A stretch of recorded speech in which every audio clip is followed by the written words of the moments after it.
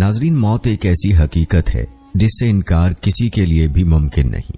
ہر ایک جانتا ہے کہ ایک دن اس کی دنیاوی زندگی کا تسلسل یقیناً ختم ہو کر رہے گا، اور جب اس کی موت کا وقت آئے گا تو دنیا کی کوئی طاقت اور اعلیٰ سے اعلیٰ سائنسی اسباب اور وسائل اس کو موت سے نہ بچا سکیں گے۔ قرآن پاک کی بہت سی آیتوں میں موت، حشر اور جنت و دوزخ کی تفصیلات کا ذکر کیا گیا ہے، اور لوگوں کو اس اٹل حقیقت کے لیے تیار رہنے کا حکم فرمایا گیا ہے۔ آج کی اس ویڈیو میں موت کے حوالے سے تفصیلی تذکرہ کریں گے۔ آپ کو بتائیں گے کہ موت کی حقیقت کیا ہے، موت کے وقت کے مناظر کیا ہیں، موت کی سختیاں کیسی ہوں گی، حضرت اسرائیل علیہ السلام کی صورت میں روح قبض فرماتے ہیں، موت کے وقت کون کون سے فرشتے انسان کے پاس آتے ہیں اور کیا کہتے ہیں، اور موت سے جڑے چند واقعات بھی ویڈیو میں شامل کیے جائیں گے۔ تو آپ نے ہماری آج کی اس ویڈیو کو بغیر سکپ کیے آخر تک لازمی دیکھنا ہے۔ ناظرین، موت کا وقت جو کہ عین روح کے قبض ہونے کا وقت ہوتا ہے، اس وقت کو نزع کا وقت کہا جاتا ہے۔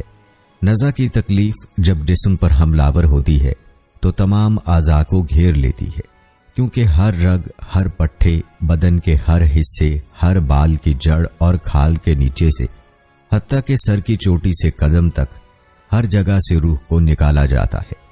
اس لیے تم اس کے کرب اور تکلیف کا حال نہ پوچھو۔ حتیٰ کہ بزرگوں نے فرمایا کہ موت تلوار کی مات، آرے کے چیرنے اور کینچی کی کاٹ سے زیادہ سخت ہے۔ مرنے والے کی آواز اور چیخ و پکار سخت تکلیف کی وجہ سے ختم ہو جاتی ہے، کیونکہ روح نکلنے کی بے انتہا تکلیف ہوتی ہے اور یہ دل پر سوار ہو کر پوری قوت کو ختم کر دیتی ہے۔ مرنے والے کے اعضاء کمزور پڑ جاتے ہیں اور اس میں مدد مانگنے کی طاقت باقی نہیں رہتی۔ یہ تکلیف عقل کو بھی ڈھانپ لیتی ہے، آسان خطا کر دیتی ہے اور زبان کو بولنے سے روک دیتی ہے۔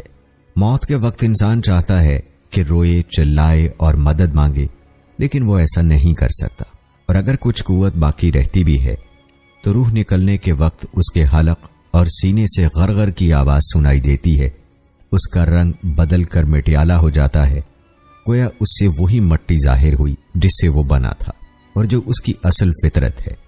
اس کی رگیں کھینچ لی جاتی ہیں، حتیٰ کہ آنکھوں کے ڈھیلے پلکوں کی طرف اٹھ جاتے ہیں، ہونٹ سکڑ جاتے ہیں، زبان اپنی جڑ کی طرف کھنچ جاتی ہے اور انگلیاں سبز ہو جاتی ہیں اور ٹھنڈی پڑ جاتی ہیں۔ تو ایسے بدن کا حال نہ پوچھو جس کی ہر رگ کھینچ لی جاتی ہے۔ ناظرین، ذرا غور کریں کہ ایک رگ کھنچ جانے سے سخت تکلیف ہوتی ہے تو اس وقت کیا حال ہوگا جب درد میں مبتلا روح کو بھی کھینچ لیا جائے گا، اور کسی ایک رگ سے نہیں بلکہ تمام رگوں سے اسے کھینچا جاتا ہے۔ پھر ایک ایک کر کے ہر عضو میں موت واقع ہوتی ہے۔ پہلے اس کے قدم ٹھنڈے پڑتے ہیں، پھر پنڈلیاں اور پھر رانیں ٹھنڈی پڑ جاتی ہیں، اور ہر عضو میں نئی سختی اور نئی شدت پیدا ہوتی ہے، حتیٰ کہ گلے تک نوبت آن پہنچتی ہے، اور اس وقت اس کی نظر دنیا اور دنیا والوں سے پھر جاتی ہے۔ اس پر توبہ کا دروازہ بند ہو جاتا ہے اور اسے حسرت و ندامت گھیر لیتی ہے۔ ناظرین، اللہ تعالیٰ قرآن مجید میں فرماتے ہیں کہ ہم نے تم میں موت مقرر کر دی۔ ایک اور جگہ پر فرمایا کہ ہر جان کو موت کا ذائقہ چکھنا ہے، پھر ہماری ہی طرف تم پھیرے جاؤ گے۔ ایک اور جگہ پر اللہ تعالیٰ نے فرمایا تم جہاں کہیں بھی ہوگے موت تمہیں ضرور پکڑ لے گی، اگرچہ تم مضبوط قلعوں میں ہو۔ ایک اور جگہ اللہ تعالیٰ ارشاد فرماتے ہیں تم فرماؤ بے شک وہ موت جس سے تم بھاگتے ہو وہ ضرور تمہیں ملنے والی ہے، پھر تم اس کی طرف پھیرے جاؤ گے جو ہر غیب اور ظاہر کا جاننے والا ہے، پھر وہ تمہیں تمہارے اعمال بتا دے گا۔ ناظرین، جب اللہ تعالیٰ نے ہم میں موت مقرر کر دی اور ہر جان نے موت کا ذائقہ ضرور چکھنا ہے، تو پھر بندہ چاہے مضبوط ترین مکانات میں چلا جائے وہاں بھی موت اسے ضرور پکڑ لے گی۔ اور یاد رہے کہ اللہ تعالیٰ کے فرشتے روح قبض کرنے میں کوئی کوتاہی نہیں کرتے، تو پھر موت سے غافل رہنا، نزع میں طاری ہونے والی سختیوں کی فکر نہ کرنا اور موت کے بعد برزخ اور حشر کی زندگی کے لیے کوئی تیاری نہ کرنا انتہائی نادانی ہے۔ ناظرین، موت ایک ایسی حقیقت ہے جس سے کسی کو انکار نہیں ہے۔ ہر ذی روح شے نے موت کا مزہ چکھنا ہے، موت سے کسی کو فرار حاصل نہیں۔ یاد رہے کہ موت ایسی حقیقت ہے جب اس کا وقت آ جائے تو چاہے بادشاہ ہو یا غلام، وزیر ہو یا عام آدمی، سفیر ہو یا مشیر، کسی کو مہلت نہیں ملتی، چاہے وہ زمین کی 7 تہوں میں چھپ جائے یا آسمان کی وسعتوں میں چھپ جائے، لیکن موت نے ہر حالت میں آ کر رہنا ہے۔ ناظرین، موت اپنے اسباب خود پیدا کر لیتی ہے اور مقررہ وقت پر اس نے ہر انسان کو اچک لینا ہے۔ کوئی حادثے میں تو کوئی بستر مرگ پر مر جاتا ہے، کوئی اچانک اور کوئی بیماری کی وجہ سے مر جاتا ہے۔ کسی کی موت کس وجہ سے تو کسی کی موت کس وجہ سے ہوتی ہے، لیکن یہ سب موت کے بہانے ہیں۔ اصل میں یہ رب کائنات کا فیصلہ ہے جس کا انکار کرنے کی کسی کے پاس گنجائش نہیں ہے۔ موت ایسی شے ہے کہ دنیا کا کوئی بھی شخص، خواہ وہ کافر ہو یا فاجر، حتیٰ کہ دہریہ ہی کیوں نہ ہو، موت کو یقینی مانتا ہے۔ اگر کوئی موت پر شک و شبہ بھی کرے تو اسے بے وقوفوں کی فہرست میں شمار کیا جاتا ہے، کیونکہ بڑی سے بڑی مادی طاقتیں اور مشرق سے مغرب تک قائم ساری حکومتیں موت کے سامنے عاجز و بے بس ہو جاتی ہیں۔ موت بندوں کو ہلاک کرنے والی، بچوں کو یتیم کرنے والی، عورتوں کو بیوہ بنانے والی، دنیاوی ظاہری سہاروں کو ختم کرنے والی، دلوں کو تھرانے والی، آنکھوں کو رلانے والی، بستیوں کو اجاڑنے والی، جماعتوں کو منتشر کرنے والی، لذتوں کو ختم کرنے والی، امیدوں پر پانی پھیرنے والی، ظالموں کو جہنم کی وادیوں میں جھلسانے والی اور متقیوں کو جنت کے بالا خانوں تک پہنچانے والی شے ہے۔ موت نہ چھوٹوں پر شفقت کرتی ہے، نہ بڑوں کی تعظیم کرتی ہے، نہ دنیاوی چودھریوں سے ڈرتی ہے، نہ بادشاہوں سے ان کے دربار میں حاضری کی اجازت طلب کرتی ہے۔ جب بھی اللہ کا حکم ہوتا ہے تو تمام دنیاوی رکاوٹوں کو چیرتی اور پھاڑتی ہوئی مطلوب کو حاصل کر لیتی ہے۔ یاد رہے کہ اللہ تعالیٰ نے قرآن پاک میں موت کو اجل سے تعبیر فرمایا ہے۔ اس کے معنی ہے کسی چیز کا مقررہ وقت جو کسی قیمت پر نہ ٹلے۔ جس طرح فرد کے لیے ایک وقت مقرر ہوتا ہے، اسی طرح قوموں کے عروج و زوال کا وقت بھی مقرر ہے۔ فرمایا ہر قوم کے لیے ایک میعاد مقرر ہے، جب مقررہ وقت آ جائے گا تو ایک گھڑی کی تقدیم و تاخیر نہیں ہو پائے گی۔ اسی طرح سورہ نوح میں بھی اللہ تعالیٰ کا فرمان ہے، بے شک اللہ کی طرف سے جب موت کا مقررہ وقت آ جائے تو وہ ٹلتا نہیں ہے۔ ناظرین، یہ بات طے ہے کہ موت کا وقت مقرر اور اٹل ہے، لیکن دنیا میں موت کا کوئی نہ کوئی بہانہ ضرور بنتا ہے۔ کوئی بیماری کاٹ کر بیماری کی وجہ سے مرتا ہے تو کوئی اچانک مر جاتا ہے، کوئی کسی حادثے کا شکار ہو کر مر جاتا ہے، یعنی انسان کے مرنے کی کوئی نہ کوئی وجہ ضرور ہوتی ہے۔ ناظرین، ہر انسان کو چاہیے کہ ہر وقت موت کو یاد رکھے اور موت سے غافل ہو کر زندگی نہ گزارے، بلکہ ہر وقت موت کی تیاری میں لگے رہنا چاہیے۔ یاد رہے کہ بہت سے لوگ ایسے ہیں جو رات کو صحیح سلامت اپنے بستر پر سوتے ہیں لیکن صبح اٹھ نہیں پاتے۔ ایسے کتنے ہی لوگ ہیں جو صبح اٹھ کر اپنے کام سے، اپنے گھروں سے نکلتے ہیں لیکن واپس انہیں گھر پہنچنا نصیب نہیں ہوتا۔ کتنی ہی باراتیں گھروں سے بینڈ باجوں کے ساتھ نکلتی ہیں اور واپسی ماتم کے ساتھ ہوتی ہے، اور کتنے ہی لوگ اپنے کاموں میں مصروف ہوتے ہیں کہ اچانک ان کو دل کا دورہ پڑتا ہے اور سارے کے سارے کام دھرے کے دھرے رہ جاتے ہیں۔ پر دوستو، یاد رہے کہ موت جب آتی ہے اور انسان کو اپنے شکنجے میں لیتی ہے تو اس عالم کو سکرات کا یا نزع کا عالم کہا جاتا ہے، یعنی سکرات سے مراد موت کی شدت اور غشی ہے جو موت کے وقت پیش آتی ہے، اور موت سے پہلے ہر آدمی پر سکرات کی کیفیت طاری ہو جاتی ہے۔ بعض اوقات سکرات کا اثر اور نشانی اس پر ظاہر بھی ہوتی ہے، اور کسی کو اس شدت کے اثر سے پیشانی پر پسینہ بھی آتا ہے۔ نزع کی سختی کیسی ہوتی ہے اس کا تذکرہ آپ سن چکے ہیں۔ دوستو، نزع کی سختی کا اندازہ اس بات سے کیجئے کہ رسول اللہ صلی اللہ علیہ وآلہ وسلم کو جب یہ حالت پیش آئی تو آپ پانی میں ہاتھ ڈال کر چہرہ مبارک پر مل رہے تھے، اور آپ صلی اللہ علیہ وآلہ وسلم بار بار کلمہ طیبہ پڑھتے اور فرماتے، موت کے لیے بڑی شدت ہوتی ہے۔ یاد رہے کہ موت کی شدت مومن کے حق میں کفارہ سیئات اور موجب رفع درجات بھی ہوتی ہے، جیسا کہ بیماری اس کے حق میں باعث کفارہ سیئات بنتی ہے۔ سورۃ نساء میں ارشاد ہوتا ہے، تم جہاں کہیں بھی ہوگے موت تمہیں ضرور پکڑ لے گی، اگرچہ تم مضبوط قلعوں میں ہو۔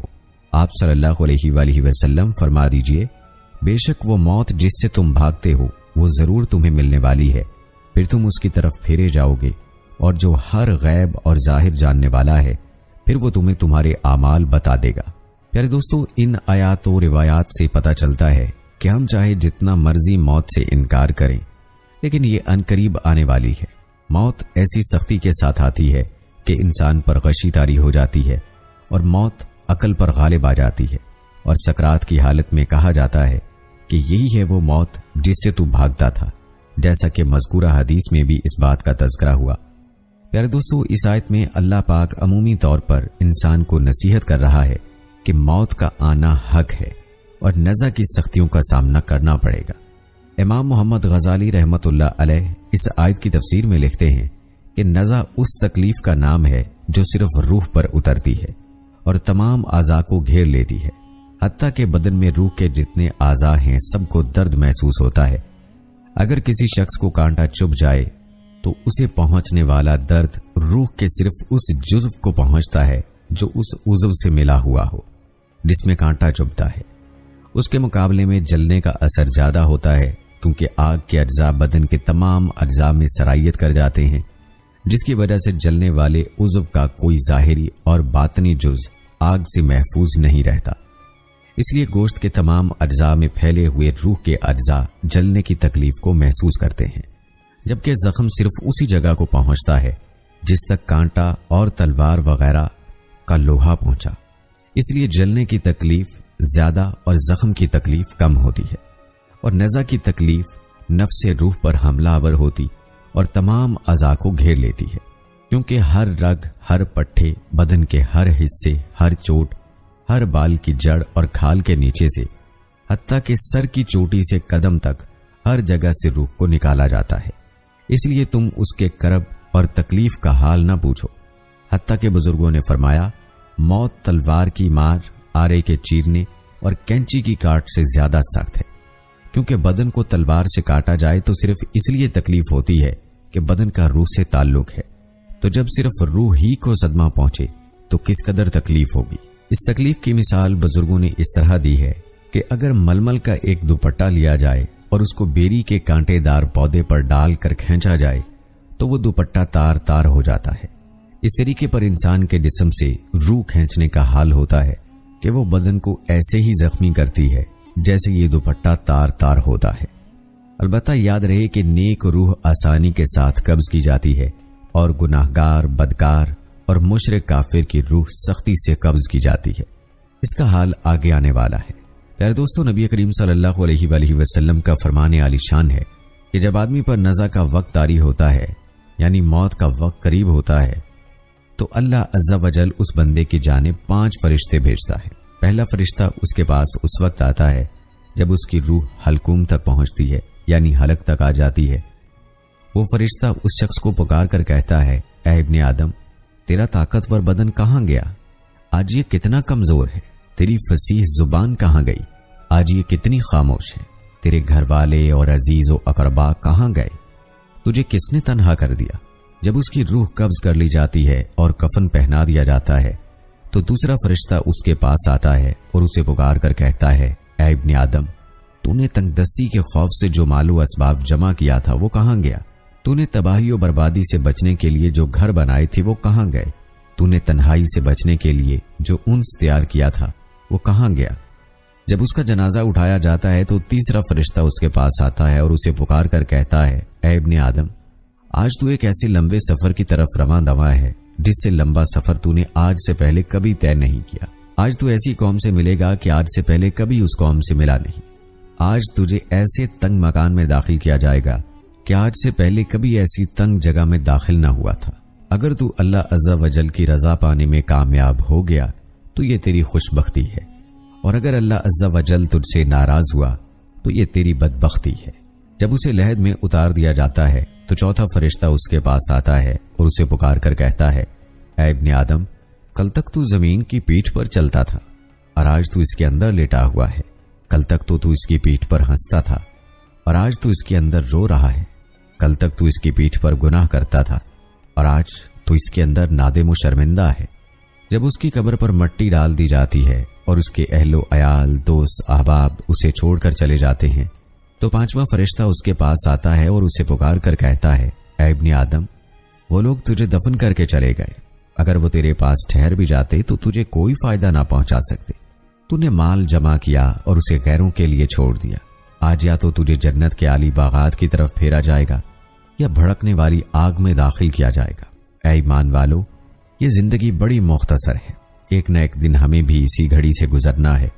ہمیں نہیں پتا کہ کب اور کہاں موت آ جائے، اس لیے ہمیں اس وقت کی تیاری کرتے رہنا چاہیے اور اللہ کی عبادت اور نیک اعمال کرتے رہنا چاہیے۔ پیارے دوستو، اس سے پہلے کہ ہمیں موت کے وقت کے یہ فرشتے ان باتوں کا احساس دلوائیں، ہمیں چاہیے کہ ان باتوں پر غور کریں، اور جہاں ہم دنیا کے توشہ اکٹھا کرنے کی تگ و دو کرتے ہیں، وہیں پر ہمیں اپنی آخرت کے لیے بھی توشہ جمع کرنا چاہیے، تاکہ کل کو قبر میں ہمیں شرمندگی نہ ہو۔ پیارے دوستو، اب ذرا ملک الموت کی شکل و صورت کے متعلق بھی سن لیجئے کہ نیک لوگوں کے لیے یہ کیسی ہوتی ہے اور فاسق و فاجر لوگوں کے لیے یہ کیسی ہوگی۔ روایت ہے کہ حضرت ابراہیم علیہ السلام کو جب اللہ تعالیٰ نے نبوت کی خلط سے نوازا تو خدا کے حکم سے ملک الموت بھی حضرت ابراہیم علیہ السلام کو مبارکباد دینے آئے۔ آپ نے اللہ تعالیٰ کی حمد و ثنا کے بعد ملک الموت سے پوچھا کہ مجھے یہ بتا دو کہ تم کافروں کی روح کس صورت میں قبض کرتے ہو؟ ملک الموت نے کہا، وہ خوفناک اور ہیبت ناک نظارہ آپ نہ دیکھ سکو گے۔ آپ نے فرمایا، کیوں نہیں، مجھے تم دکھاؤ تو۔ ملک الموت نے کہا، اچھا ذرا منہ پھیر لیجئے۔ حضرت ابراہیم علیہ السلام نے جب منہ پھیر کر اس کی طرف دیکھا تو ایک سیاہ بالوں والا ہیبت ناک اتنا لمبا آدمی نظر آیا جس کا سر آسمان سے لگا ہوا معلوم ہوتا تھا۔ اس کے منہ سے آگ کے شعلے اور دھول نکل رہی تھی، اس کے جسم کے مسامات سے چنگھاڑیں پھوٹ رہی تھی۔ حضرت ابراہیم علیہ السلام یہ خوفناک منظر دیکھتے ہی بے ہوش ہو گئے۔ تھوڑی دیر بعد آپ کو جب ہوش آیا تو دیکھا ملک الموت اپنی پہلی شکل و صورت میں بیٹھے تھے۔ آپ نے فرمایا کہ اگر کافر کو موت کی سختی اور اذیت پیش نہ بھی آئے تو تمہاری یہ بھیانک اور ہیبت ناک صورت ہی اس کے لیے بڑا عذاب ہے، اور یہی اس کو کافی ہے۔ اس کے بعد حضرت ابراہیم علیہ السلام نے فرمایا کہ اب ذرا مومن کی روح قبض کرنے کا نظارہ دیکھا۔ ملک الموت کے کہنے پر آپ نے منہ پھیر کر دیکھا تو سامنے نہایت حسین اور خوبصورت اور خوش فضا اور بہترین ملبوس میں خوشبودار نوجوان بیٹھا تھا۔ آپ نے فرمایا کہ اگر مومن کو کرامت اور بزرگی نہ بھی حاصل ہو تو تمہاری حسین و جمیل جاں فضا صورت ہی کافی ہے کہ یہ دیکھتے ہی اس روح پر فدا ہو جائے۔ حضرت ابراہیم علیہ السلام نے دریافت فرمایا کہ اگر ایک شخص مشرق میں ہو اور دوسرا مغرب میں ہو تو یہ عالم بہت وسیع اور کشادہ ہے، کہیں وبا پھیل گئی ہو اور کہیں جنگ ہو رہی ہو، ایسی صورت میں تم روح کے قبض کرنے کے فرائض کیسے سر انجام دیتے ہو؟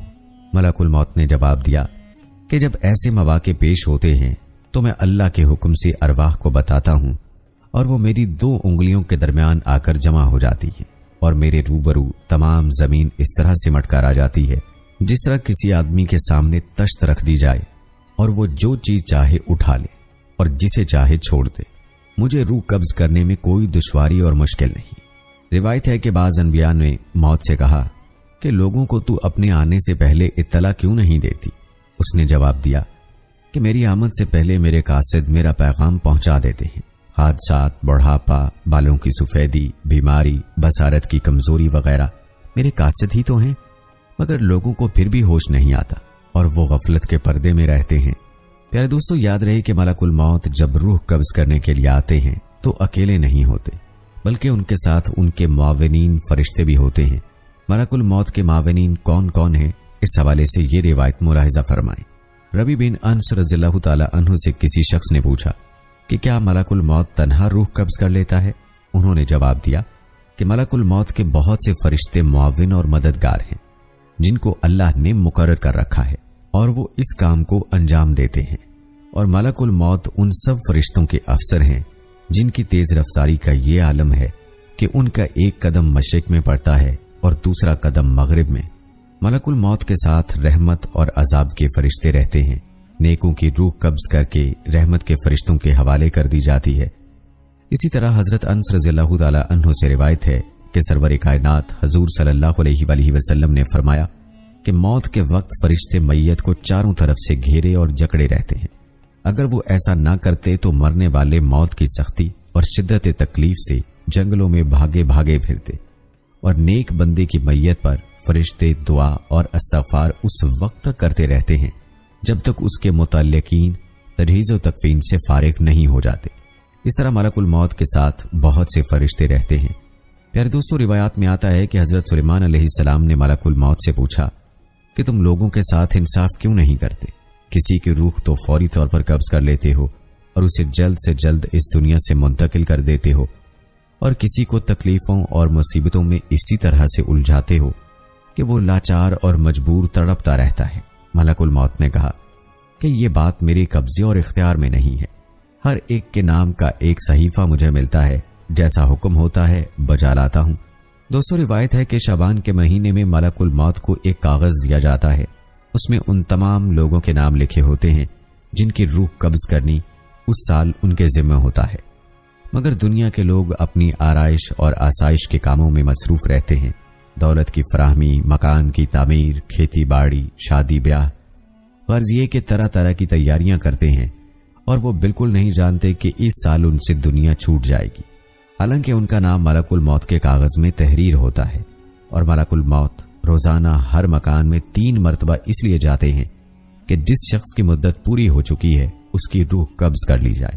پیارے دوستو، یاد رہے کہ ہر ذی روح نے موت کا ذائقہ چکھنا ہے، یہ اللہ کا فیصلہ ہے، اور موت نے ہر انسان کو ایک دن اس دنیا سے اگلے جہان میں منتقل کر دینا ہے۔ موت کے بعد انسان کی اگلی منزل قبر ہے۔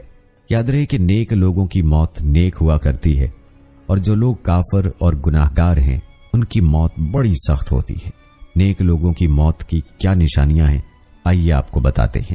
نیک اور اچھی موت کی نشانیوں میں پہلی نشانی یہ ہے کہ ایسے شخص کو اللہ تعالیٰ مرنے سے پہلے ہی خوشخبری دے دیتا ہے، اور یوں اس خوشخبری کی وجہ سے اس شخص کے دل سے موت کا ڈر دور ہو جاتا ہے، اور ایسا انسان خوشی خوشی اپنی عبادات میں اور اللہ کے ذکر میں مصروف رہتا ہے، اور ایسے شخص پر موت کی سختی ظاہر نہیں ہوتی۔ یاد رہے کہ اللہ تعالیٰ کے پیارے حبیب صلی اللہ علیہ وآلہ وسلم بھی اس دنیا سے کلمہ پڑھتے پڑھتے اور باتیں کرتے کرتے رخصت ہوئے تھے۔ پیارے دوستو، نیک اور اچھی موت کی دوسری نشانی یہ ہوتی ہے کہ جس کو مرتے دم کلمہ طیبہ نصیب ہو جائے تو ایسے شخص کی موت بھی نیک موت ہوتی ہے، کیونکہ جس شخص کو مرتے وقت کلمہ نصیب ہو گیا تو سمجھ لو کہ اس سے بڑا خوش نصیب کوئی نہیں ہے۔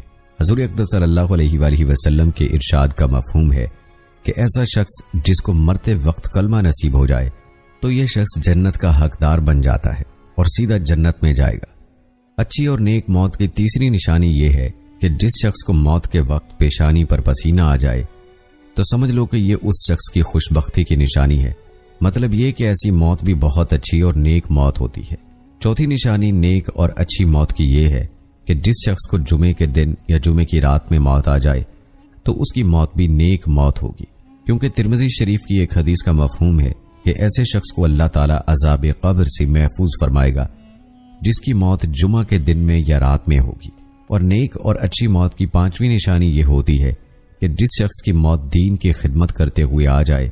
یاد رہے کہ اللہ کے دین کی خدمت میں جو موت آتی ہے تو اس کو شہادت کی موت کہا جاتا ہے، اس لیے جس شخص کی موت دین کی خدمت کے وقت میں آئے تو وہ خوش قسمت ہے۔ پھر دوستو، ان 5 نشانیوں کے علاوہ بھی نیک موت کی مختلف نشانیوں کا ذکر روایات میں ملتا ہے۔ ہر مسلمان کا فرض ہے کہ وہ اپنی موت کی فکر کرے، اللہ تعالیٰ سے اچھی اور نیک موت کی دعا بھی مانگتا رہے، اور ایسے اعمال میں لگے جن کی وجہ سے اس کی موت اچھی ہو۔ اور یاد رہے کہ جب بندہ اللہ کو راضی کرتا ہے اور ایسے اعمال میں لگا رہتا ہے جو اللہ کی رضا کا سبب ہے تو اس کی موت اچھی اور نیک ہوتی ہے، اور اگر خدا نہ خواستہ اس زندگی میں اللہ کو ناراض کیا تو پھر موت کا جو عالم ہوگا وہ بہت ہی بھیانک ہوگا۔ اللہ پاک تمام مسلمانوں کی ایسی موت سے حفاظت فرمائے، آمین۔ پیارے دوستو، ان 5 نشانیوں کے علاوہ بھی موت کی مزید نشانیاں روایات میں بیان ہوئی ہیں، یہ نشانیاں بھی ملاحظہ فرمائیں۔ فرماتے ہیں کہ جس شخص کا چہرہ مرنے کے بعد کھل جائے اور اس کے چہرے پر نور ظاہر ہو جائے تو ایسے شخص کی موت بھی نیک اور اچھی موت ہے۔ اسی طرح سے ایسی عورت جو کہ پردہ کرنے والی ہو، اس کی موت بھی ہمیشہ اچھی اور نیک ہوتی ہے۔ اور طاعون کی بیماری میں فوت ہونے والا شخص جو اس بیماری کی وجہ سے اپنا وطن نہ چھوڑے تو اس کی موت کو بھی شہید کی موت کہا گیا ہے، اس لیے اس شخص کی موت بھی نیک اور اچھی موت ہے۔ یہی وجہ ہے کہ کسی بھی وبائی مرض کے پھیلنے پر اپنے وطن نہیں چھوڑنا چاہیے، اور جب انسان اللہ پر توکل کرتا ہے اور اپنا وطن نہیں چھوڑتا تو موت کی صورت میں اس کی موت کو شہادت کی موت کہا گیا ہے۔ اس کے علاوہ پانی میں ڈوب کر مر جانا یا کسی انسان پر کسی بھاری چیز کا گر جانا اور اس سے اس کی موت ہو جانا یہ بھی اچھی موت کی علامت ہے، کیونکہ ایسی موت کے بارے میں بھی حضور اقدس صلی اللہ علیہ وآلہ وسلم کا یہ ارشاد ہے کہ اس شخص کی موت بھی شہید کی موت کی طرح ہے، اور اگر کوئی شخص آگ کی لپیٹ میں آ کر مر جائے تو ایسے شخص کو بھی شہید کہا گیا ہے۔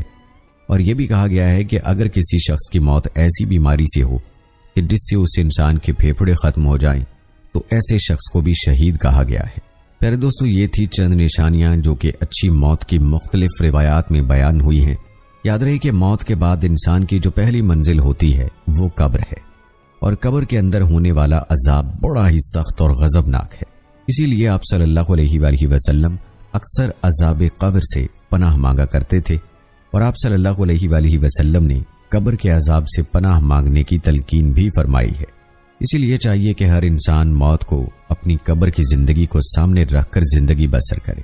ایسا نہ ہو کہ دنیا کے اندر ایسے اعمال کر کے اس دنیا سے چلا جائے کہ وہاں قبر میں عذاب کا سامنا ہو۔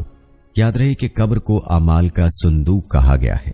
اگر یہ انسان اس زندگی میں اچھے اور نیک اعمال کر کے جائے گا تو قبر اس کا استقبال کرے گی اور کہے گی تیرا آنا مبارک ہے، اور پھر اس کے لیے جنت کا باغ بن جائے گی۔ لیکن اس کے برعکس اگر یہی انسان اس زندگی میں ایسے اعمال کر کے جائے گا جو اللہ کی ناراضگی کا سبب ہیں تو پھر قبر اس کو یوں کہے گی کہ تیرا آنا نامبارک ہے، اور پھر یہ قبر اس کی اتنی تنگ ہو جاتی ہے کہ اس کی ایک طرف کی پسلیاں دوسری طرف کی پسلیوں میں گھس جاتی ہیں، اور یہی قبر اس انسان کے لیے جہنم کا گڑھا بن جاتی ہے۔ جیسا کہ حدیث پاک میں آتا ہے کہ قبر کو مٹی کا ڈھیر نہ سمجھو، یا تو یہ جنت کا باغ ہے یا پھر جہنم کا گڑھا۔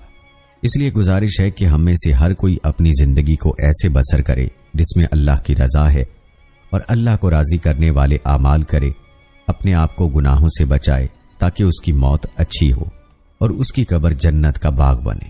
اس کی فکر ہر کسی نے آج کرنی ہے، موت پر یہ موقع ختم ہونے والا ہے۔ جیسا کہ نزا کے بیان میں واضح ہو گیا کہ توبہ کا دروازہ نزا کے وقت بند ہو جاتا ہے، کیونکہ اس وقت موت اس پر طاری ہو جاتی ہے۔ موت کے طاری ہونے سے پہلے موقع ہے کہ اللہ کی ذات کو راضی کر لیا جائے، اپنے گناہوں سے توبہ کر لی جائے۔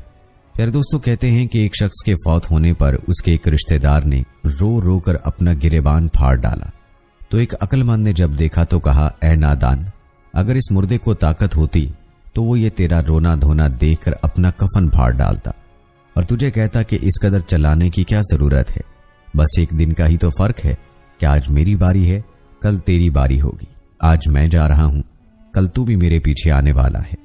یاد رہے کہ عقل مند شخص مردے پر مٹی ڈالتے وقت یہی سوچتا ہے کہ آج جس طرح اس پر مٹی ڈالی جا رہی ہے کل مجھ پر بھی مٹی ڈالی جائے گی۔ دوستو، حکیم لقمان نے کہا تھا کہ گناہوں کی زندگی سے تو مرنا ہی بہتر ہے، کیونکہ مرنا کوئی جرم تو نہیں۔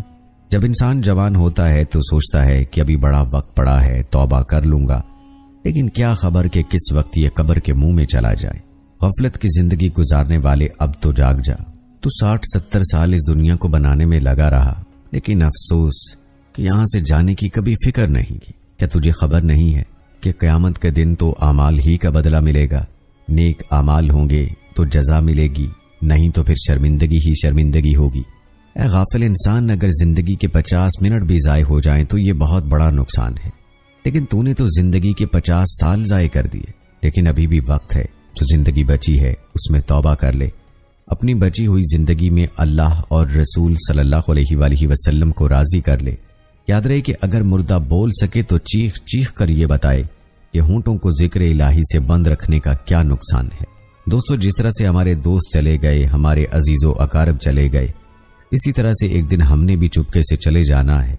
اس لیے ہر وقت یہ دعا کرنی چاہیے کہ اے اللہ، ہمیں بری موت سے بچا، اور ایسی موت عطا کرنا کہ ہمارے جانے کے بعد بھی ہمارا ایسا ذکر ہو کہ ہماری نیکیوں میں اضافہ ہو، لوگوں کے الفاظ ہماری بخشش کا ذریعہ بن جائیں۔ اے اللہ، ہم ہر برے دن سے تیری پناہ چاہتے ہیں، ہم پناہ چاہتے ہیں برے وقت سے، ہر بری رات سے، ہر بری گھڑی سے، بلاؤں سے، مصیبتوں سے، دکھوں سے، غموں سے۔ اے میرے مولا، ہمیں ہر لمحے اپنی حفظ و امان میں رکھ۔ اے میرے مولا، ہمیں اپنی رضا والی زندگی عطا فرما۔ اے ہمارے رب، ہمیں مانگنے کا طریقہ نہیں آتا، لیکن پھر بھی تیرے سامنے ہاتھ اٹھا کر تجھ سے مانگتے ہیں۔ تیرے سوا ہماری دعاؤں کو سننے والا کوئی نہیں۔ اے ہمارے مولا، ہمارے ان لفظوں کو نہ دیکھ، بلکہ ہمارے کامل یقین کو دیکھ۔ اور ہماری حاجتوں کو اور مرادوں کو پورا فرما۔ تو ہی ہماری سانسوں کا مالک ہے اور تو ہمارے گناہوں کو جاننے کے باوجود ہمیں رزق دینے والا ہے۔ ہمارے گناہوں کی پردہ پوشی کرنے والے رب، ہمارے کمزور اجسام پر رحم فرما، ہم پر اپنے احسانات نازل فرما، ہمارے ہر کام میں اپنا کرم شامل فرما۔ یا اللہ، ہمیں ایسی موت دینا کہ قبر میں رکھتے ہی ہماری قبر کشادہ ہو جائے اور ہماری قبر جنت کا باغ بن جائے۔ اے ہمارے مولا، ہمارا خاتمہ ایمان پر فرمانا، ہمیں ایسا بنا دے جیسا تو چاہتا ہے۔ اے ہمارے مولا، اس مبارک مہینے میں ہم تیری بارگاہ میں ہاتھ اٹھائے ہوئے ہیں۔ اے ہمارے مولا، ہماری دعاؤں کو قبول فرما، بے شک تو ہی گناہوں کو بخشنے والا ہے۔ اے ہمارے مولا، موت کا منظر بڑا ہی بھیانک ہے۔ ہم نے اپنے ہاتھوں سے اپنے عزیزوں کو دفنایا، ان کی موت کا منظر دیکھا۔ اے ہمارے مولا، ہمارا خاتمہ ایمان پر فرمانا، اور جب ہمارا اس دنیا سے جانا ہو تو ہماری قبر کی منازل کو آسان فرما دینا، ہماری قبر کو جنت کے باغوں کا باغ بنا دینا۔ اے ہمارے مولا، روز محشر ہمیں حضور اقدس صلی اللہ علیہ وآلہ وسلم کے ہاتھ سے حوض کوثر کا پانی پینا نصیب فرمانا۔ اے ہمارے مولا، ہم دنیا کے کاموں میں اس قدر مصروف ہو گئے کہ تجھ کو ہی بھلا بیٹھے۔ اے ہمارے مولا، ہمارے دلوں سے دنیا کی رغبت نکال دے۔ اے ہمارے مولا، گناہ کر کر کے ہمارے دل سیاہ ہو چکے ہیں، تو ہمارے دلوں میں دین اسلام کی محبت ڈال دے، ہمارے دلوں پر جمے داغوں کو صاف کر دے، ہمیں ویسا بنا دے جیسا تو چاہتا ہے۔ اے ہمارے مولا، ہماری آخرت کی منازل کو آسان فرما دے، آمین یا رب العالمین۔ دوستو، اس ویڈیو میں آگے بڑھنے سے پہلے ایک بار کمنٹ میں آمین ضرور تحریر کریں۔ اللہ تعالیٰ کی رحمت سے بعید نہیں کہ کسی ایک آمین کی قبولیت سے ہم سب کا بیڑا پار ہو جائے۔ پھر دوستو، ذرا شاعر کی اس بات پر غور کریں، کیا وہ وقت نہیں آیا کہ پلٹ جائیں ہم؟ کیا وہ وقت نہیں آیا کہ پلٹ جائیں ہم؟ کدھر کو ہے جانا، کدھر جا رہے ہیں ہم؟ لیکن افسوس کہ ہمارے پاس وقت ہی نہیں ہے کہ ہم موت کے بارے میں، قبر کے بارے میں اور آخرت کے بارے میں سوچیں۔ دوستو، یاد رہے کہ جہنم کی آگ بڑی سخت ہے اور اللہ تعالیٰ نے قرآن پاک میں بارہا اس کا ذکر فرمایا ہے، اور یہ اس لیے کہ یہ انسان اپنی آخرت کا سامان کرے اور اس آگ سے پناہ طلب کرے۔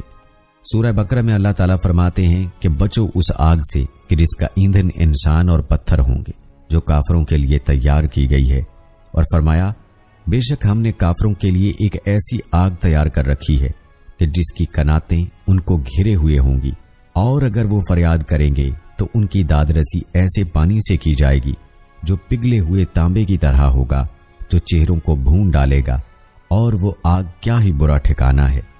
اللہ پاک اس آگ سے ہماری حفاظت فرمائے، آمین۔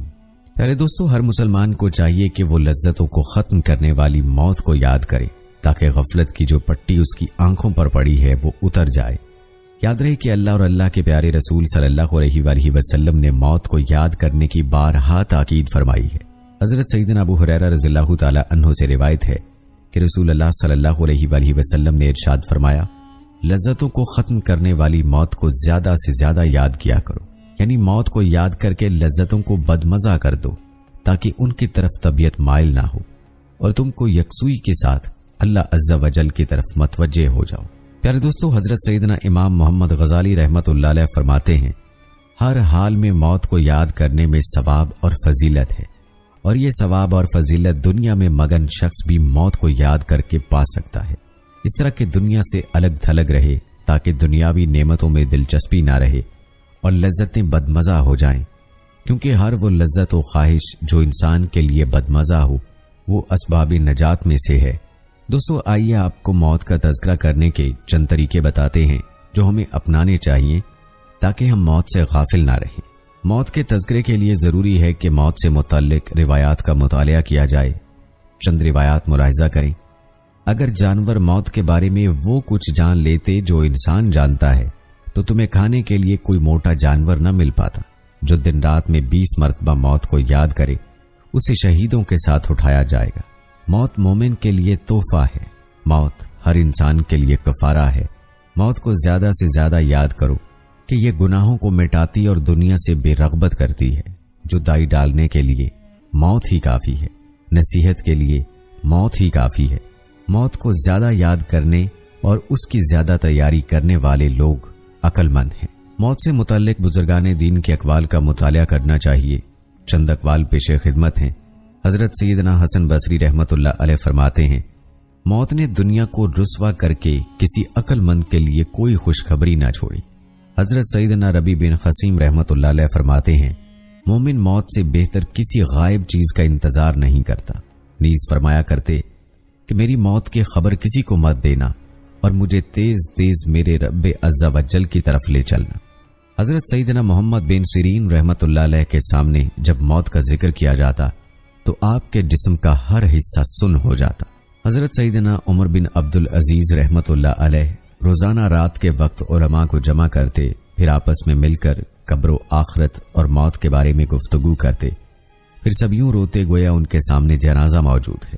حضرت سیدنا ابراہیم تیمی رحمت اللہ علیہ فرماتے ہیں، دو چیزوں نے مجھ سے دنیا کی لذتیں چھڑا دی، ایک موت کی یاد نے اور دوسرا بارگاہ الہی میں کھڑا ہونے نے۔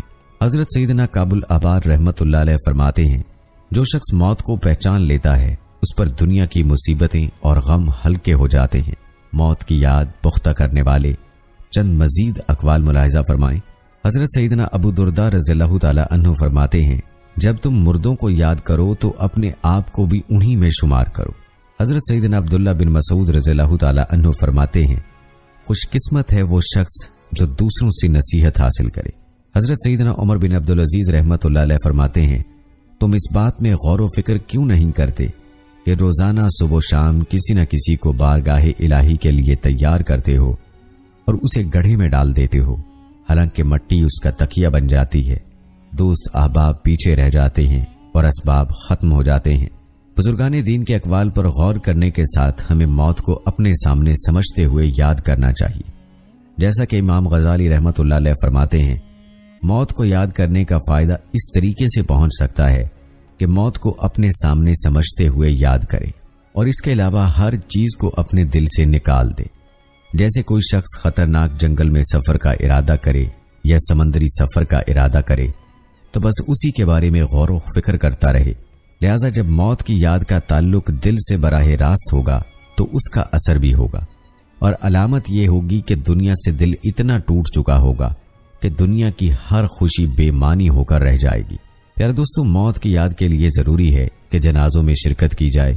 یہ بھی موت کو یاد کرنے اور اس کی یاد کو پختہ کرنے نیز آخرت کی تیاری کرنے میں بہت مددگار ہے۔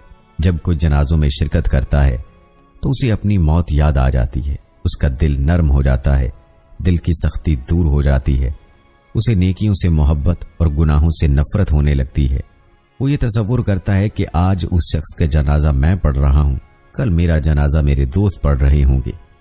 یوں وہ توفیق الہی سے اپنی آخرت کی تیاری میں لگ جاتا ہے۔ اس کے علاوہ قبرستان جانے کی عادت بنانی چاہیے۔ یہ عمل بھی موت کی یاد کو پختہ کرنے میں بہت مفید ہے۔ خود رسول اللہ صلی اللہ علیہ وآلہ وسلم بھی زیارت قبور کے لیے تشریف لے جایا کرتے تھے۔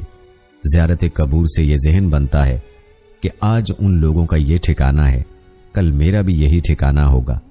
ان قبروں میں سے کئی ایسے قبریں ہوں گی جو جنت کے باغوں میں سے ایک باغ ہوں گی، اور کئی جہنم کے گڑھوں میں سے ایک گڑھا۔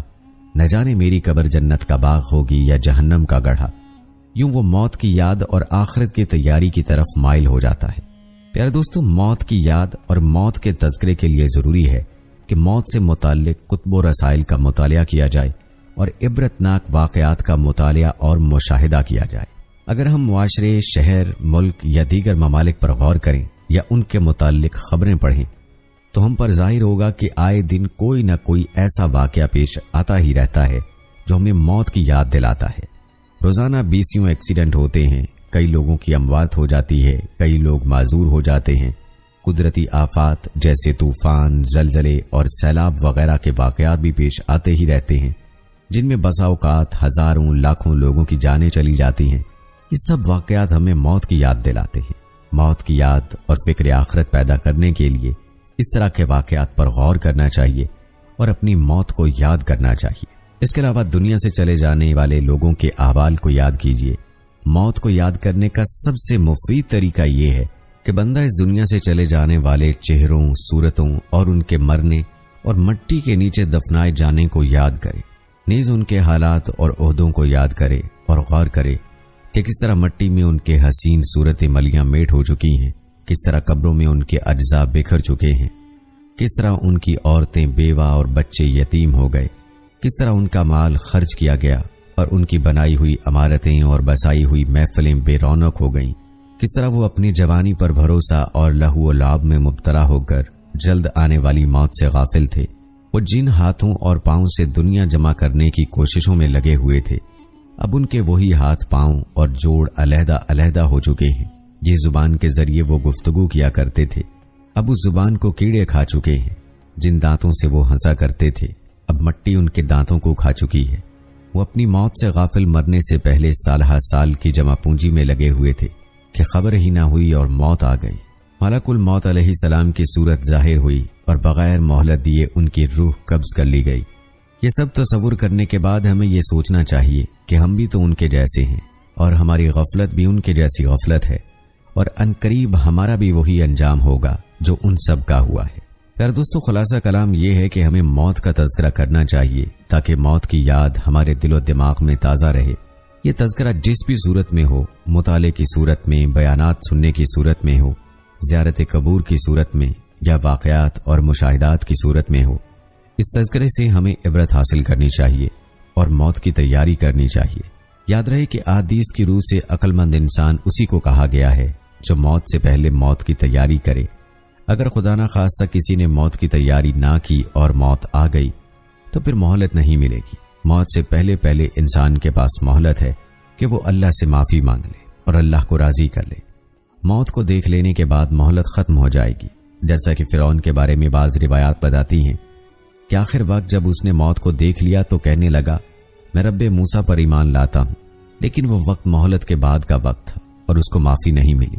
اسی لیے فرمایا کہ موت سے پہلے موت کی تیاری کرنا عقل مندی ہے، بعد میں افسوس کرنے کا فائدہ نہ ہوگا اور نہ ہی مہلت دی جائے گی۔ روایات میں آتا ہے کہ قبر کے اندر مالدار، فقیر، طاقتور و کمزور، گورا یا کالا، حاکم و ماتحت سب برابر ہیں۔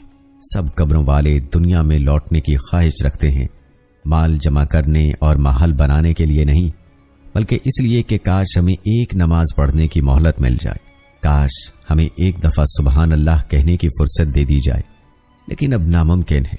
اعمال نامے لپیٹ دیے گئے ہیں، روح جسم سے نکال لی گئی ہے، زندگی کی مہلت ختم ہے۔ اب ہر میت اپنے عمل کی مرہون ہو کر قبر میں پڑی ہے۔ دوستو، یاد رہے کہ قبر کو اعمال کا صندوق کہا گیا ہے، اور یہ بات آپ نے کئی بار سنی بھی ہوگی، لیکن آیا اس بات پر، اس حدیث پر آپ نے غور بھی کیا ہے؟ کبھی آپ نے غور کیا ہے کہ اس صندوق میں ہم کس طرح کے اعمال بھیج رہے ہیں؟ آیا ہمارے اعمال جو اس صندوق میں ہم بھیج رہے ہیں وہ ہمیں عذاب سے نجات دلانے والے ہیں یا پھر عذاب میں مبتلا کرنے والے؟ اس بارے میں ہر انسان کو چاہیے کہ وہ غور کرے، اپنی زندگی کا محاسبہ کرے اور موت اور قبر کی تیاری کا سامان اپنی اسی زندگی میں کر لے۔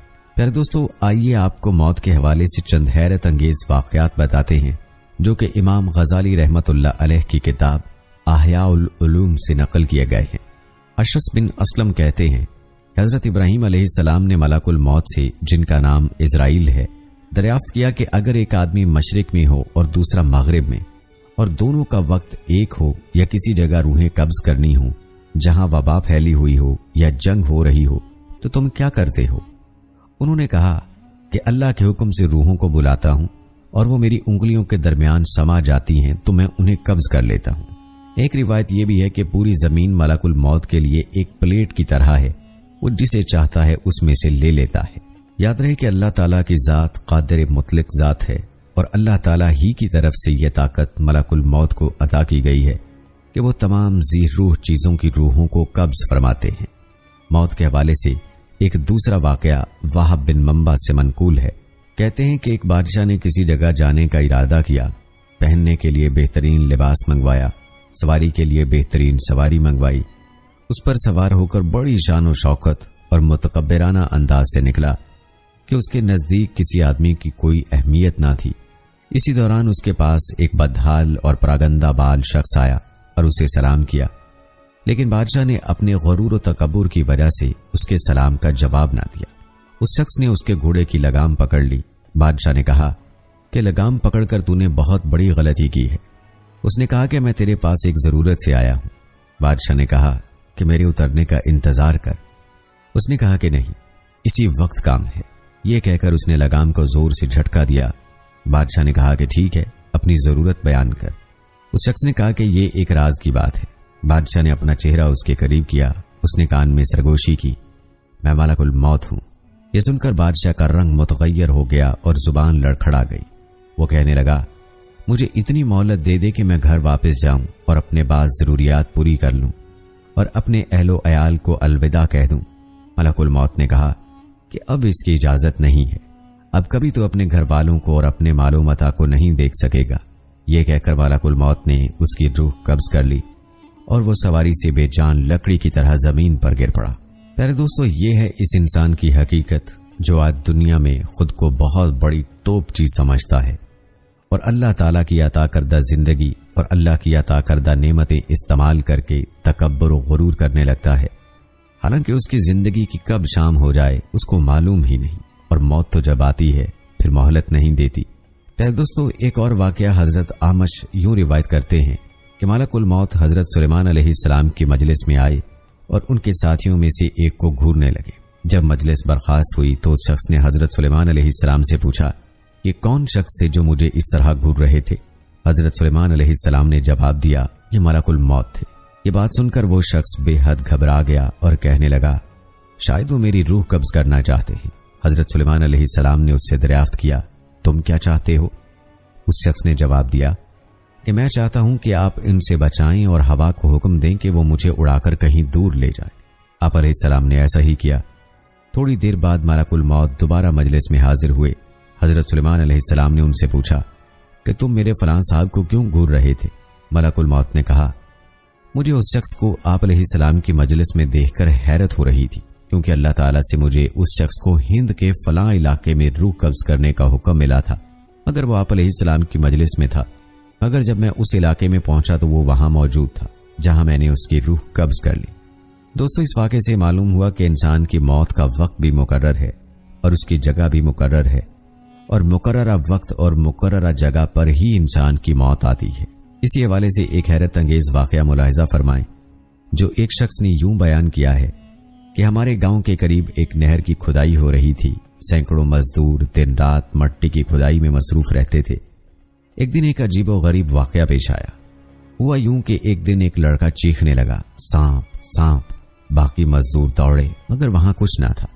جب اس لڑکے نے ایسا کئی بار کیا تو ٹھیکیدار نے سوچا کہ شاید یہ ڈرامہ کر رہا ہے، اسے بھوک لگ رہی ہے یا یہ گھر جانا چاہتا ہے، اس کی حرکت سے کام کا بھی حرج ہو رہا ہے۔ چنانچہ اس نے لڑکے کو چھٹی دے کر گھر بھیج دیا اور دوسرے مزدور کام کرنے لگے۔ کچھ حصے کی کھدائی کے بعد مزدوروں کو ایک سوراخ نظر آیا۔ انہیں یقین ہو گیا کہ اس بل میں ضرور سانپ موجود ہے۔ تھوڑا کھودنے پر واقعی ایک سانپ نکلا۔ مزدوروں کے پاس وہاں پھاوڑے کے علاوہ کچھ نہ تھا۔ ایک مزدور نے پھاوڑا مارا اور سانپ کے 2 ٹکڑے کر دیے۔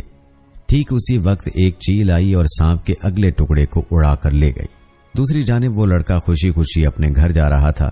ابھی وہ گھر کے قریب پہنچا ہی تھا کہ آسمان سے ایک آدھا کٹا ہوا زندہ سانپ اس کے اوپر آ گرا۔ اس نے اسے ڈس لیا اور وہ فوراً اسی جگہ مر گیا۔ یہ وہی سانپ تھا مزدوروں نے جس کے 2 ٹکڑے کر دیے تھے اور جس کے اگلے حصے کو چیل لے اڑی تھی۔ پیارے دوستو، ذرا غور کریں کہ اس لڑکے کو سانپ وہاں بھی کاٹ سکتا تھا جہاں وہ نہر کی کھدائی کر رہا تھا، لیکن اللہ تعالیٰ نے اس کی موت اس کے کچھ منٹ بعد اور اس کے گھر کے قریب لکھ دی تھی۔ پھر چند منٹ پہلے اور گھر سے دور کیسے آتی؟ اور یاد رہے کہ اللہ تعالیٰ سورہ نحل کی آیت نمبر 61 میں فرماتے ہیں، جب ان کی موت کا وقت آ جائے گا تو انہیں موت نہ ایک لمحے بعد میں آئے گی اور نہ ایک لمحے پہلے۔ پیارے دوستو، احیاء العلوم میں ایک اور واقعہ ایک بندہ مومن سے ملک الموت کی ملاقات کے حوالے سے یوں نقل کیا گیا ہے کہ ملک الموت نے اس بندہ مومن سے کہا کہ مجھے تم سے ایک راز کی بات کہنی ہے۔ اس نے کہا کہ ضرور کہو۔ ملک الموت نے کہا کہ میں ملک الموت ہوں۔ اس نے کہا کہ خوش آمدید، آپ سے ملنے کا مجھے شوق تھا۔ ملک الموت نے کہا کہ جو کام تم نے کرنا ہے وہ پورا کر لو۔ اس شخص نے کہا کہ مجھے خدا کی ملاقات سے زیادہ کوئی کام محبوب نہیں، آپ میری روح قبض کر لیں۔ ملک الموت نے کہا کہ تم کس حالت میں مرنا پسند کرو گے؟ اس نے پوچھا تمہیں اس کا اختیار ہے؟ ملک الموت نے کہا کہ تم جس حالت میں مرنا پسند کرو گے میں اسی حالت میں تمہاری روح قبض کروں گا۔ اس نے کہا کہ میں سجدے کی حالت میں مرنا چاہتا ہوں۔ اس نے خدا کے ہاں سر سجدے میں رکھ دیا اور ملک الموت نے اس کی روح قبض کر لی۔ سبحان اللہ۔ پیارے دوستو، یہ ہوتا ہے اللہ والوں کی موت کا حال، اور اسے موت کی تیاری کہتے ہیں کہ جب بندے کو پختہ یقین ہوتا ہے کہ اس نے اللہ کو راضی کیا ہوا ہے تو پھر اس کو موت سے ڈر نہیں لگتا، بلکہ وہ موت کو خوش آمدید کہتا ہے۔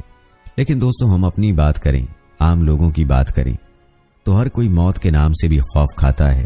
کوئی نہیں چاہتا کہ اسے موت آئے اور اللہ کے حضور پیش کر دیا جائے۔ اس کی وجہ یہی ہے کہ موت کی تیاری ہی نہیں کی۔ اللہ تعالیٰ سے دعا ہے کہ اللہ تعالیٰ ہمیں موت کی تیاری کرنے کی توفیق عطا فرمائے اور اپنی رضا والی موت عطا فرمائے، آمین۔ پیارے دوستوں، موت کے حوالے سے ایک اور واقعہ ملاحظہ فرمائیں۔ وہاب ابن منبع کہتے ہیں کہ ملک الموت نے ایک ایسے زبردست بادشاہ کی روح قبض کی، دنیا میں جس کی شان و شوکت کے ڈنکے بجتے تھے۔ ملک الموت اس کی روح کو لے کر آسمان پر پہنچے تو ملائکہ نے اس سے پوچھا، اے ملک الموت، آپ کو کس کی روح قبض کرتے ہوئے رحم آیا؟ ملک الموت نے کہا کہ ایک مرتبہ مجھے ایک ایسی عورت کی روح قبض کرنے کا حکم دیا گیا جو جنگل میں اکیلی تھی اور اس نے وہاں ایک بچے کو جنم دیا تھا۔ مجھے اس کی غریب الوطنی اور بچے کی تنہائی کا خیال آیا کہ وہ اس جنگل میں تنہا ہے، کوئی اس بچے کی دیکھ بھال کرنے والا بھی نہیں ہے۔ فرشتوں نے کہا کہ جس بادشاہ کی روح لے کر تم یہاں آئے ہو وہ یہی بچہ تھا جس پر تم نے رحم کیا تھا۔ ملک الموت نے کہا، خدا جس پر چاہے رحم فرمائے۔ پھر دوستو، یاد رہے کہ زندگی اور موت یہ اللہ کا اختیار ہے۔ اللہ چاہے تو موت کے نقشوں میں زندگی عطا کر دے اور اللہ چاہے تو زندگی کے نقشوں میں موت دے دے، اس کو کوئی پوچھنے والا نہیں ہے۔ پیارے دوستو، عطا ابن یسار کہتے ہیں کہ ماہ شعبان کی 15 تاریخ کو ملک الموت کو ایک صحیفہ دیا جاتا ہے اور کہا جاتا ہے کہ اس سال تمہیں ان سب لوگوں کی روحیں قبض کرنی ہیں جن کے نام اس صحیفے میں درج ہیں۔ عطا کہتے ہیں انسان نکاح کرتا ہے، مکان تعمیر کرتا ہے، اسے معلوم ہی نہیں ہوتا کہ اس کا نام ملک الموت کے صحیفے میں لکھا جا چکا ہے۔ حسن بصری رحمت اللہ علیہ کہتے ہیں ملک الموت ہر روز 3 مرتبہ تمام گھروں کی تلاشی لیتے ہیں اور ہر اس شخص کی روح قبض کر لیتے ہیں جس نے اپنا رزق وصول کر لیا ہے اور اپنی عمر پوری کر لی ہے۔ جب اس کے گھر والے روتے ہیں تو ملک الموت کہتے ہیں کہ اس نے اپنی عمر پوری کر لی ہے، جب تمہاری عمر بھی پوری ہو جائے گی تو تمہاری روح بھی قبض کرنے آؤں گا۔ پیارے دوستو، موت سے کسی کو کسی صورت چھٹکارا حاصل نہیں ہے۔ موت کسی بھی وقت آ سکتی ہے، اس لیے چاہیے کہ انسان ہر وقت موت کی تیاری میں رہے تاکہ جیسے ہی موت آئے تو یہ اللہ کے حضور اس حالت میں پیش ہو کہ اللہ اس سے راضی ہو، اور موت کے ساتھ ہی اس کے لیے اللہ تعالیٰ کی طرف سے انعامات کی بارش شروع ہو جائے تاکہ اس کی قبر جنت کا باغ بن جائے۔ پیارے دوستو، آپ کو بتاتے چلیں کہ موت کے وقت عالم سکرات میں کلمہ طیبہ نصیب ہونا موت کی سختیوں کو دور کرتا ہے۔ کلمہ پڑھنے سے خاتمہ ایمان پر ہوتا ہے، جان آسانی سے نکل جاتی ہے۔ اس سلسلے میں رسول اقدس صلی اللہ علیہ وآلہ وسلم ارشاد فرماتے ہیں، حضرت یحییٰ بن طلحہ بن عبداللہ رضی اللہ تعالی عنہم سے روایت ہے کہ حضرت طلحہ رضی اللہ تعالی عنہ کو افسردہ دیکھ کر لوگوں نے کہا، کیا بات ہے؟ انہوں نے کہا، بے شک میں نے رسول اللہ صلی اللہ علیہ وآلہ وسلم سے سنا ہے کہ مجھے ایک کلمہ معلوم ہے، جو شخص اسے موت کے وقت پڑھے تو اس سے موت کی تکلیف دور ہو جائے، چہرے کا رنگ چمکنے لگے اور آسانی دیکھے، مگر مجھے وہ کلمہ پوچھنے کی جرت نہیں ہوئی۔ حضرت عمر رضی اللہ تعالی عنہ نے فرمایا، بے شک مجھے معلوم ہے۔ تو انہوں نے پوچھا، کیا ہے؟ حضرت عمر رضی اللہ تعالی عنہ نے فرمایا کہ ہمیں معلوم ہے کہ کوئی کلمہ اس سے بڑا نہیں جو حضور صلی اللہ علیہ وآلہ وسلم نے اپنے چچا ابو طالب کو پیش کیا تھا، وہ ہے لا الہ الا اللہ۔ حضرت طلحہ نے کہا، تو کیا یہی ہے؟